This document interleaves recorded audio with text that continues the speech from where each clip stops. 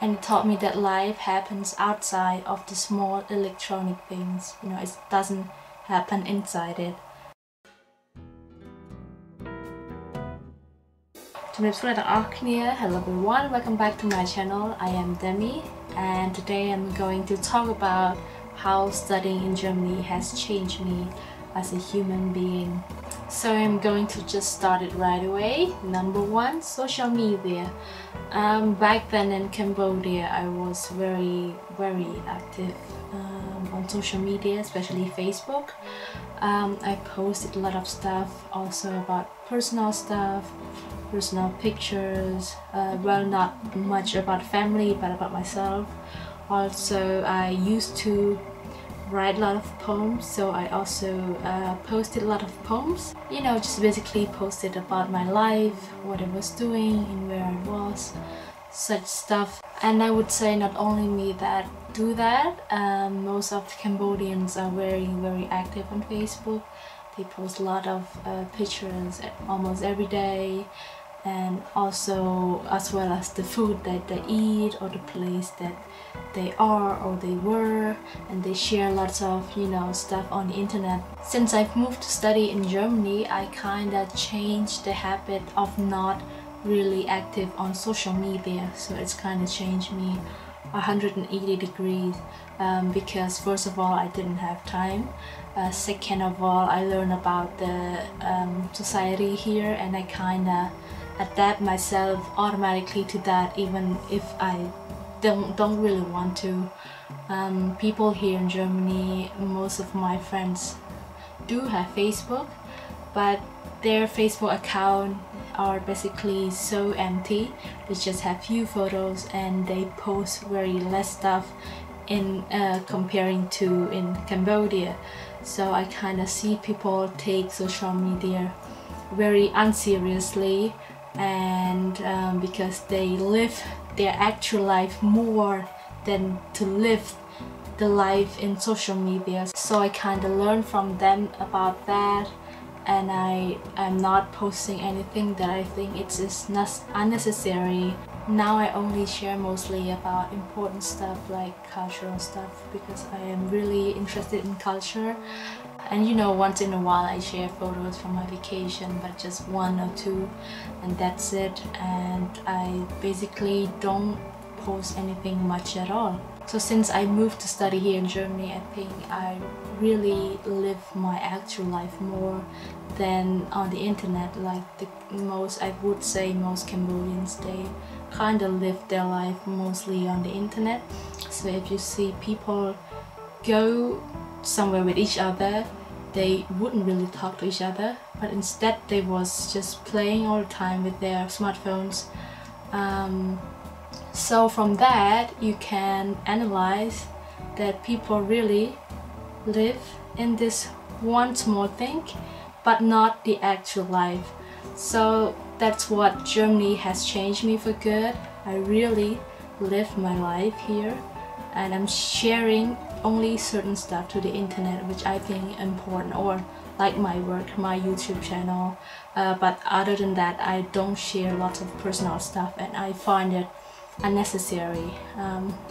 I think it is kind of important to really think that what is it that you want when you're posting something to the internet. Why do you do that? Why do you post those certain things to the internet? What will you get from it? What is the impact of it? Well, you know, I think that's a very important question to sometimes take a bit of time to think about that. Because for me, I stand for the idea of living the actual life and not on the internet. I stand for the idea of not having to post every single personal thing every day to the internet, or like if it's not every day, it's still a lot. Somehow, as we all know from different researchers and different studies, that social medias aren't healthy for your mental health. So if you have time, please take just a bit of time to think about that, why you're doing certain things, why you need to post personal things all the time, or why you have to share that certain things. What is it? What is the impact? and maybe your mental health will get better if you avoid social media as much as you can. Personally, this change has taught me a lot about life, that there are more to life than the internet and social medias, and it taught me that life happens outside of the small electronic things. It doesn't happen inside it, and I am pretty sure that I am doing the right thing. Number 2, responsible adult. I think this phrase actually self-explains, because I move away from my comfort zone in Cambodia, so I have to be responsible for everything here in Germany, even all the very complicated paperwork, because as we all know that Germany is very well known for their lots and lots of bureaucracy, so there's a lot of paperwork for almost everything, and it's just quite annoying sometimes. So I personally learned how to handle those things alone, and if I can't figure out how to do it, I would call friends that they have experience with it, so they can help me. So it's about dealing with the problems all by ourselves. Most of the German parents here raise their kids to be responsible adults as soon as their children finish their high school.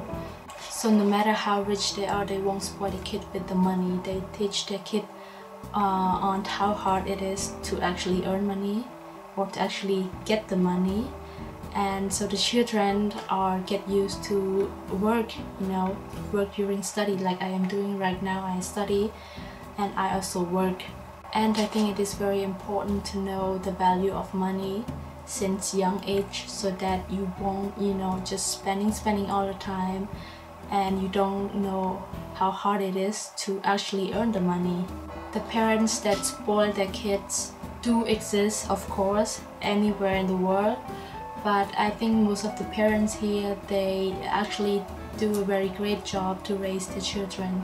Some cases from my country that I've seen that I want to give examples to you guys is that some of the rich parents in Cambodia, they send their kids to study abroad, and they basically support everything, so the children do not have to work at all, and they also spend a lot of money on everything, and also buying some brands clothes or bags or things like that. And I don't stand for the idea of spoiling your children at all. I think it is very important to really know how hard it is to be able to get money, as well as to teach your children to work hard for it and not just waiting for money to fall down from the sky. Number 3, environmental awareness. Since I am living here, I am more aware of the environment. I take care more of the environment than I used to do. For example, I try to cut off the use of plastics as much as I can, because here people are really concerned about the producing of plastics as well as the consuming. So again, the adaptability occurred automatically. I didn't really have to force myself to change. It just happened by itself. So I buy second-hand clothes more than new one, because first of all, it is good for my pocket. I don't have to spend so much money on clothes. Second of all, you actually reuse it, that means it is good for the environment. And third of all, I am against fast fashion, where the actual labor work costs so little and the people get paid so little, and then you buy these certain products for a much higher price. So I'm really against it, and I think what I do is a really win-win situation. But one thing that still annoys me in Germany is that people here have the habit of printing on only one side. So it's like the A4 paper, you only print one side and leave the other side empty, even if it's a document or anything like that. And I find it quite absurd, because you only use one side and you leave the other one empty, and paper comes from the trees, so maybe we could reuse that by printing both sides. And like I mentioned before, Germany has a lot of paperwork to do, a lot of bureaucracy, so you always receive paperwork through your post box, and it's printed only on one side, so I think it's a very, very wasteful. Number 4, the need for nature. I wasn't really actually aware of myself that human being needs to live more closer to the nature, because that is actually what we were born to, but because in Phnom Penh it's really hard to find, you know, just park with only nature in it. Small parks actually exist in Phnom Penh, but they are not really a proper park because you can see lots of cars moving around you, and there's so less street to be called as a park. So I didn't really aware, like I said, I wasn't aware of that. But since I moved here to Germany, every city have their city parks, so to say, and it's all just trees and nature, so you can, you know, really relax yourself and get more closer to nature and forget about busy life, busy traffic, and just get yourself lost in the nature. So since every city here have city parks, I am actually aware that we humans need to be closer more to the nature, so once in a while I go out to the nature and enjoy the park there.